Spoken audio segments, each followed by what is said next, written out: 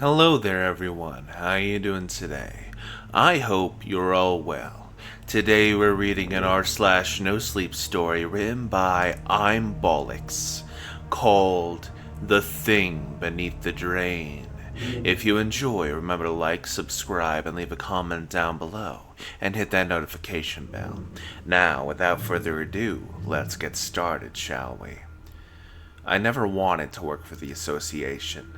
No one does. But when you've seen what's out there, what really exists, you either join up or spend the rest of your life looking over your shoulder. I'm brave enough to live on the run, so here I am, a cleaner. My job? Keeping the building running, fix what's broken, and clean up after the messes the wardens leave behind. I do mostly plumbing jobs, which means I spend most of my time underground. And for the most part it's quiet. Not many of us are assigned to these lower levels, so I can spend weeks without seeing another soul, and that's perfectly fine. As a cleaner, being invisible isn't just normal, it's safe. Wardens and sometimes even other cleaners only notice you when something goes wrong. Sadly though, something went wrong. It started with a clogged drain on sublevel 4, a part of the building that barely sees any use. They sent me down with a basic kit, gloves, a wrench, a flashlight, and a creeping sense of dread. Sublevel 4 is the lowest and has always felt off. The air is heavy and stale, like it's been trapped down there for decades. Even the walls seem closer together, the hum of the pipes louder and constant. When I reached the drain, it was worse than I expected.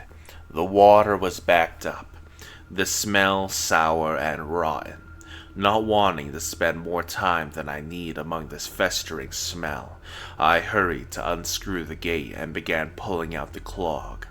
At first, it was the usual gunk, sludge and slimy bits of moss. But then I saw something else. Something weird for this level. Strands of long black hair, slick and clinging to my gloves like they were made of Velcro. Mixed in with the hair were chunks of something soft and grayish pink, like rotting meat. My stomach churned as I bagged the mess, trying not to think about it. It's probably runoff from contaminant, I told myself. Weird, but not unheard of. And after a few minutes, the job was finished and I moved on. But that wasn't the end of it. Over the next few days, more clogs started showing up. Not just in the sublevels, but everywhere. The strangest part? Every pipe I cleared was packed with the same black, hair-like strands, tangled with bits of pinkish-gray gunk. The strands weren't just slimy, they were long, stretching deep into the pipes like roots. Cleaning them became a grueling chore, and before long my arms were useless, aching from dawn till dusk. But that was only the beginning, as things got even stranger. One afternoon, while cleaning a backup on sublevel 3, something brushed my wrist. I didn't think much of it at first, until a sharp sting like a needle pricked my skin. It was a strand of that black hair, stuck to my sleeve, writhing like it was alive. I ripped my hand back, shaking it loose, but a strange sensation lingered, cold and crawling, climbing up my arm, settling in my neck like a whisper I couldn't quite hear. That night was when I heard it for the first time. Not the groan of the pipes or the rush of water, but something else. Soft and melodic, like singing, low and mournful. It floated through the empty halls, disappearing just as I turned to listen. I told myself it was my imagination, but after a few days the distant hums turned into whispers, disjointed syllables, almost gibberish. But as I listened, they became clearer. Ina. It called my name, faint, as if coming from far away. I froze, my flashlight trembling in my hand. The sound seemed to echo from a nearby drain where water dripped in slow, uneven beats. Iana, it called again, not angry or threatening, just familiar. The voice was soft, almost comforting, like someone I hadn't seen in years. Could it be my mother? My sister? I leaned closer, heart pounding, the flashlight beam unsteady over the grate, but there was only the sound of water trickling below. I tried lying to myself, brushing it off as exhaustion, but things kept escalating. New clogs appeared every hour. Clear one and another would take up its place. Those black strands turned up at every drain, sinks, showers, clinging together as if they belonged there. The whispers grew louder. I heard them everywhere while working, walking the halls, even washing my hands. The name echoed through the pipes, carried on the faint hum of water, but that wasn't the worst of it.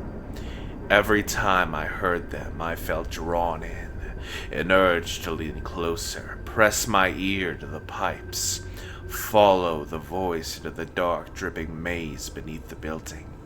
Then one night, while clearing a backup near the showers, I saw something, a ripple in the water, subtle but deliberate, like something had brushed against the surface. I shone my flashlight into the drain. Nothing. But I couldn't shake the feeling that I wasn't alone.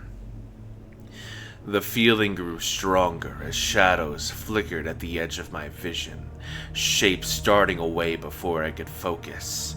Then one evening, while checking a maintenance panel, I saw a figure reflected in a puddle at my feet. By then, I couldn't deny it anymore. The clogs, the whispers, the hair, it was all connected. Something was in the pipes, something alive, and it was spreading. I reported my suspicions to Milo, my supervisor. He didn't even look up from his clipboard. "You're overthinking it," he said dismissively. "Probably just runoff from the labs. Weird crap ends up in the pipes all the time." "But Milo..." "Unless something crawls out of the drain, it's not our problem. Just keep the water flowing. We've got enough issues as it is. I've already had to pull a bunch of guys for plumbing." Frustrated, I turned to the other cleaners, hoping someone might listen. Sadly, they too brushed it off, cracking jokes about me hearing voices. When I showed them the bag of hair, they barely glanced at it. "Biological residue," one of them said. "Gross but harmless." Desperate, I broke the unspoken rule and went to a warden.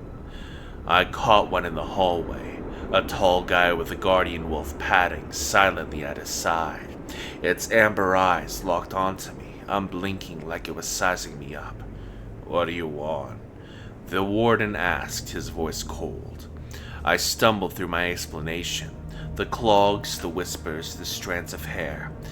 As I spoke, the guardian growled low, a sound that rumbled in my chest. "If something got loose, we'd know," he snapped. "An aberration could move this place without setting off every alarm we've got. Unless you've got evidence of a threat, stick to your job. Leave the problems to us," he said before walking away without another word, his guardian following, leaving me there clutching the bag of hair, feeling small and foolish.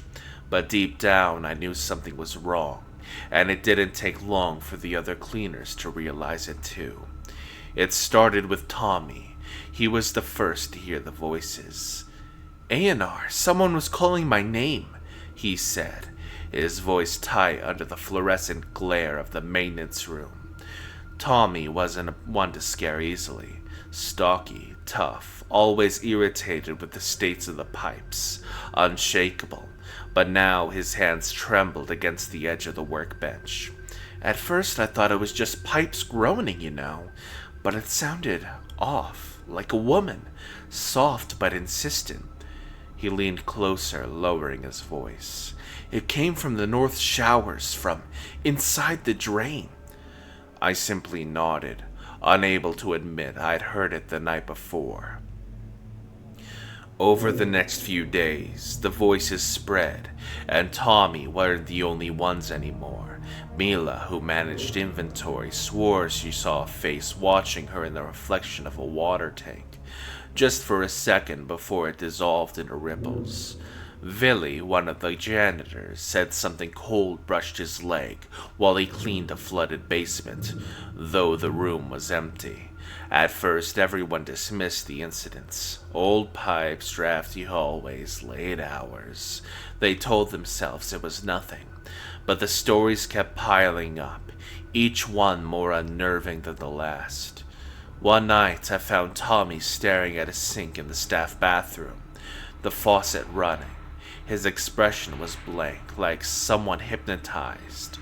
When I shook his shoulder, he blinked at me, startled. "I heard her again," he whispered. "She's waiting for me." And then people started disappearing. Juco was the first to go.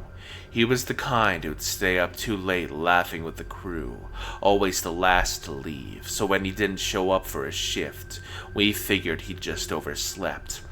But then his toolbox was found abandoned near the maintenance tunnels, still damp.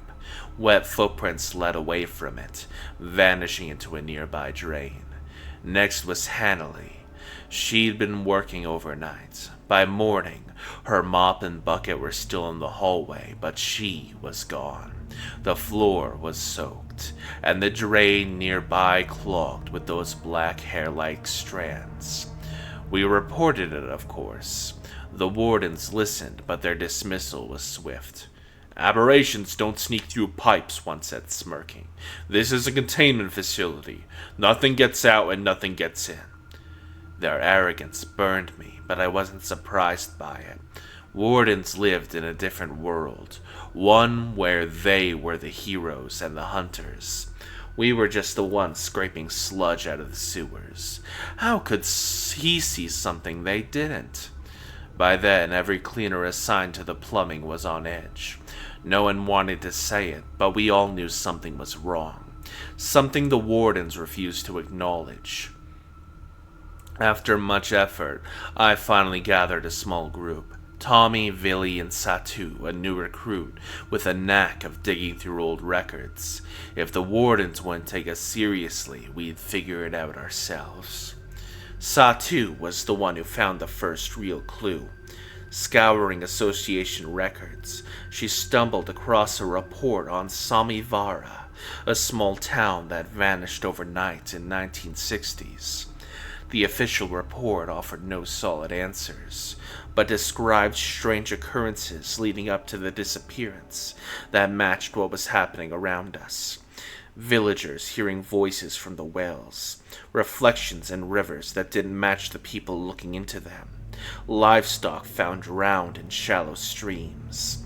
The case, however, was marked possibly anomalous, unresolved, giving us no clue to what was happening and how to stop it. And so she came across the legend of Ragni Jaska, the Weeping Hare. According to Sami tales, it was a creature born of despair, living in deep waters. It whispered to its victims, luring them closer until they drowned in its embrace. The patterns matched, Satu said, spreading out a map of the facility. She'd marked the incidents with red pins. "Whatever this thing is, it's moving. See how the clogs are spreading? They're all spreading from here." She tapped an abandoned section of the sewer system beneath the building. Tommy whistled low. "You're saying there's an aberration living there?" I didn't answer. The evidence was clear, but acknowledging it meant accepting that we were being hunted. Unfortunately, keeping our heads in the sand wasn't an option with two other cleaners disappearing the following week. It was time to take action. We prepared as best we could. Flashlights, ropes, wrenches, and a crowbar. None of us wanted to admit how scared we were, but the silence said enough as we descended into the lower sewers, to where Satu pinpointed the creature's lair. The air was cold down there, heavy with the stench of stagnant water. Pipes loomed like skeletal ribs, corroded and dripping with slime.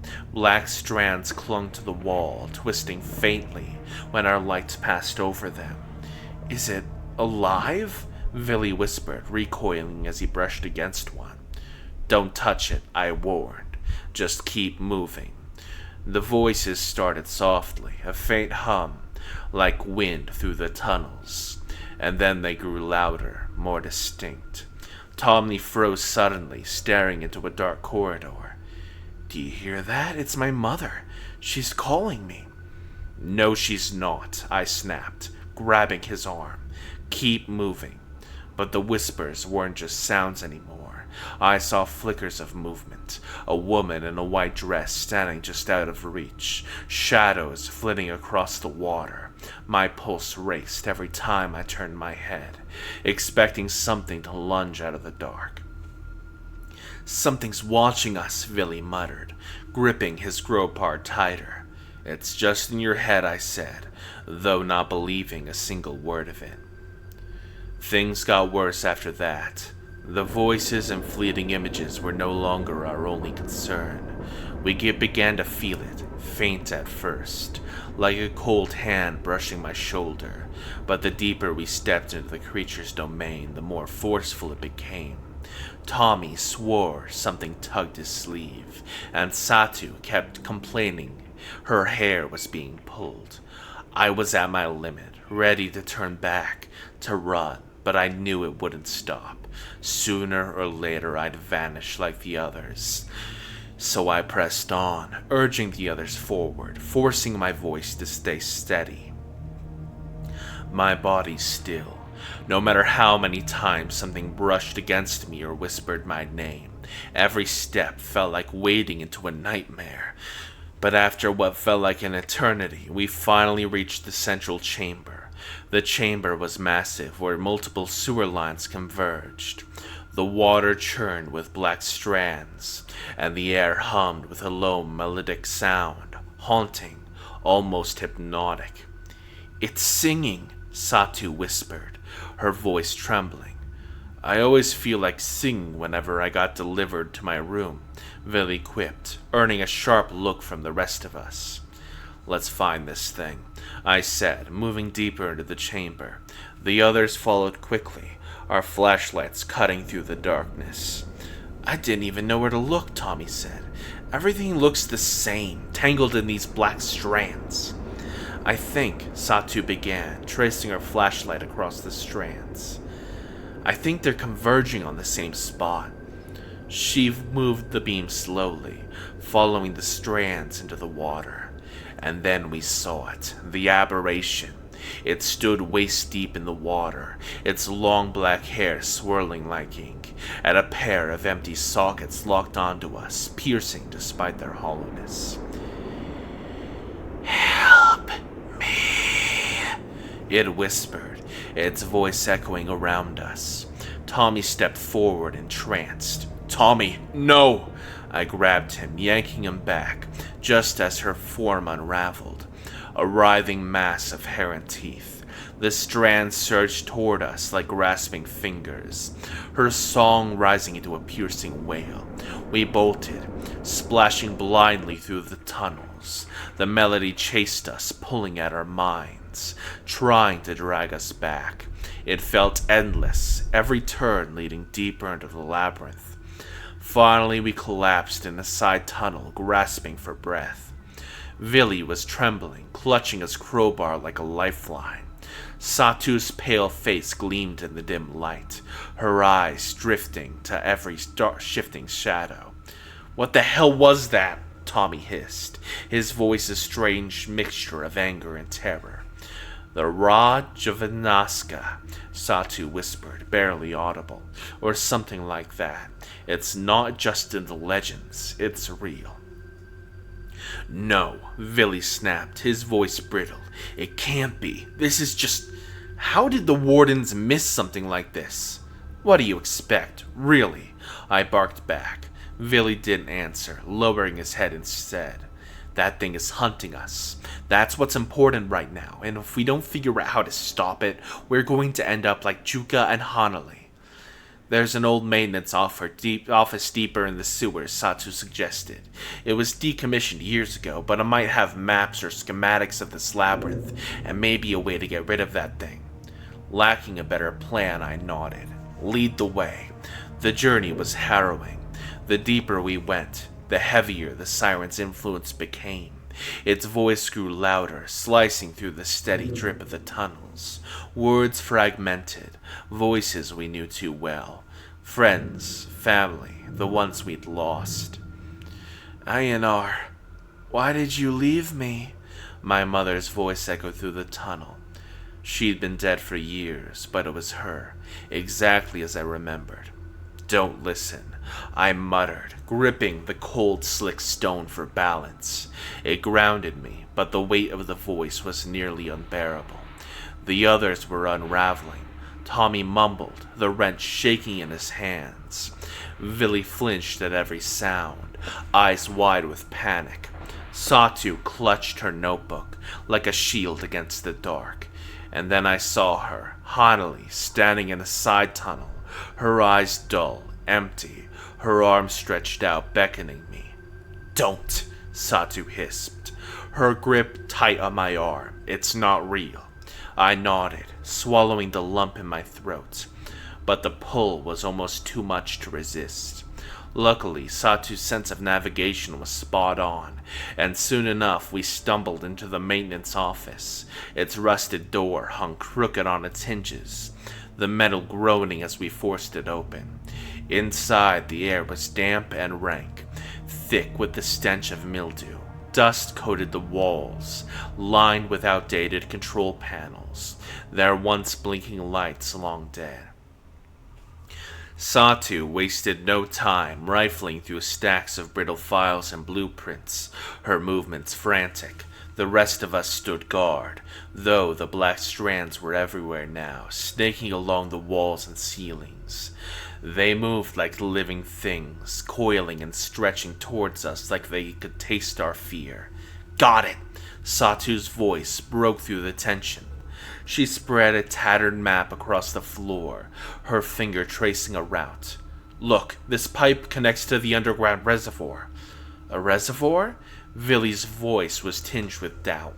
How will that help? Satu hesitated, then pointed at a scribbled note in the map's corner. Emergency drainage, manual override. If we can get her to the reservoir, we can activate the emergency drainage. We might flush it out, she said, though her voice wavered.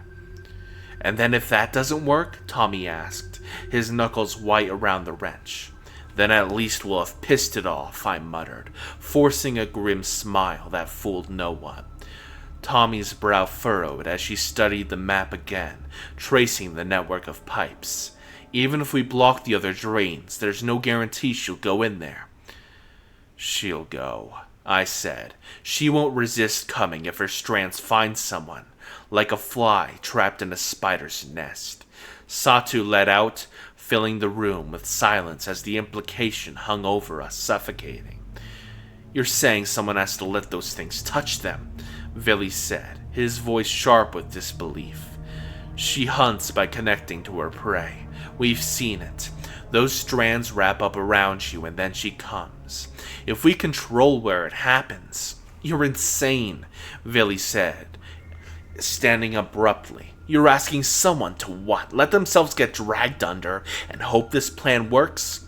It's the only way, Satu said, her voice steady despite the tremors in her hand. He's right. She won't move without a reason. Then who? Tommy asked, his voice cracking.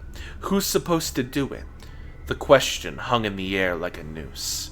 My pulse thundered in my ears as I fought to find the strength to speak.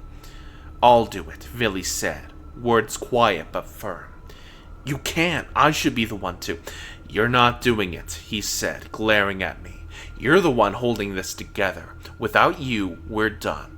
And Satu's the only one who knows how to work the controls. He forced a shrug, his lips pressed into a tight line. That leaves me or Tommy. Villy, Tommy began, but Villy cut him off with a sharp shake of his hand. Don't. Let's get this over with.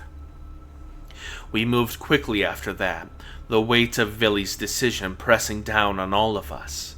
Satu led the way, her flashlight cutting through the darkness. The black strands were everywhere now, writhing faintly as if aware of our presence. The air grew colder with every step, the hum of the pipes replaced by a low, mournful melody that seemed to come from everywhere and nowhere. But thanks to Satu's accurate navigation, we quickly reached the reservoir. The reservoir was a massive, cavernous space, its walls slick with moisture. The water was still, its surface broken only by the occasional ripple. Black strands floated just beneath the surface, pulsing faintly like veins. "This is it," Satu whispered, her voice barely audible over the haunting song. "The manual override is over here." She pointed to a rusted control panel on the far side of the chamber. Villy stepped forward, his jaw clenched so tight I thought he might crack his teeth. "Let's do this," he muttered, his voice low and hollow. "Villy, you don't—" Satu started, her voice trembling, but he cut her off with a sharp wave of his hand. "I do," he said, turning to glare at her. His eyes darted to the strands creeping closer, their black tendrils stretching like curious fingers. "If I don't, we're all dead. Now get in position." For a moment, no one moved. Villy's words hung heavy in the damp air, but then Satu gave a hesitant nod and stepped over the control panel. Tommy and I exchanged a glance before moving toward the emergency valves, our footsteps splashing in the ankle-deep water. Villy waded forward, his breath audible in the echoing chamber. The water rippled around him, disturbed not just by his movement, but by something unseen beneath the surface. Then the strands reacted. They surged towards him like striking snakes, coiling around his legs and arms. Villy froze, his breath hitching as the black tendrils tightened, digging into his clothes and skin. "I'm fine," he grunted, though his voice wavered. "Just don't take your damn time." The strands crept higher, wrapping around his torso and pulling him deeper into the water. Villy flinched as one coiled around his neck, but he didn't fight it. His flashlight slipped from his grasp, clattering into the water with a splash before vanishing beneath the surface. The siren's hum grew louder, warping into something sharp and discordant. It burrowed into my skull, and I grit my teeth against the ache. "She's coming!" Villy grasped, his voice trembling. His body jerked as if the strands had shocked him, and his breathing grew ragged, but before any of us could react, the water erupted. The siren rose from the depths with an unnatural grace, its impossibly tall form framed by the writhing black strands that poured from her scalp like an endless river. Its hollow eyes locked onto Villy with an expression of a grotesque hunger and malice. Its mouth opened, and then the song turned into a scream, a raw, visceral sound that rattled my bones. "Now!" I shouted, my voice barely audible over the cacophony. Satu slammed her hand onto the control panel, and the valves groaned as the emergency drainage system roared to life. The water turned violently, pulling at my legs as the current surged towards the overflow channels. The siren's strands shuddered, the grip on Villy loosening as the rushing water forced them to retreat. But it didn't let go entirely. Instead, its head snapped towards us, its empty eyes burning with fury. "She's resisting!" Satu yelled frantically, pressing the buttons on the control panel. The siren let out another scream, and the strands lashed out in every direction. One caught my arm, yanking me forward, and I nearly lost my footing. Tommy grabbed me, pulling me back just in time, but the motion drew the siren's attention. "Eonar, help!" Villy's voice was hoarse, his body half submerged as the strands dragged him towards the center of the chamber. He clawed at the black tendrils, his struggles growing weaker as the siren loomed over him, its skeletal frame shimmering in the flickering light. "Distract her!" I shouted to Tommy, grabbing a piece of broken pipe from the floor. Without thinking, I hurled it towards the siren. It struck her side with a dull thud, and it turned its head toward me. its mouth opening in a soundless scream. "Ionar, don't!" Satu screamed, but it was too late. The siren's strands shot towards me faster than I could react. One wrapped around my wrist, the cold, slimy texture making my skin crawl. The current surged harder, the water swirling with an almost sentient force. Villy took advantage of the moment, thrashing against the loosening strands. With a guttural cry, he managed to free one arm and grab onto a nearby pipe, holding on for dear life. "Satu, now!" I yelled, struggling against the strand, dragging me closer to the water. Satu slammed another button, and the drainage system roared louder. The water level began to drop, the current intensifying as it pulled everything towards the overflow channels. The siren screeched, its form distorting as the sound of the water tore at its strands. It flailed, its once imposing figure crumbling into a chaotic mass of black tendrils. But even as it was dragged towards the pipes, the aberration's hollow eyes locked onto me with a promise of vengeance in their empty depths. The strands around my wrist snapped free, and I stumbled backwards, gasping for air. Villy collapsed onto the floor, coughing violently as the last of the water drained away, taking the siren with it. For a moment there was only silence. The chamber was empty now, most of the black strands gone, but the air still felt heavy with an unshakable dread. "We did it," Satu said, her voice barely above a whisper. She leaned against the control panel, her hands trembling. Villy let out a weak laugh, though it quickly turned into a cough. "Next time, someone else gets to be the bait." I didn't share Villy's playful mood, or Satu's relief. All I could think about was the siren's hollow gaze staring back at me with hatred, and even as we climbed out of the reservoir, drenched and exhausted, I could see her image, as if it had been burned into my mind forever. The wardens weren't happy about the mess we'd made either, but they couldn't argue with the results. The clogs stopped, the voices faded, and the cleaners who had been affected by the aberration soon began to recover. But I knew it wasn't over. The siren wasn't gone. It was just far away, somewhere out there waiting. And next time we might not be so lucky. I can only hope the wardens get her before she gets to any of us. Even you, dear viewer.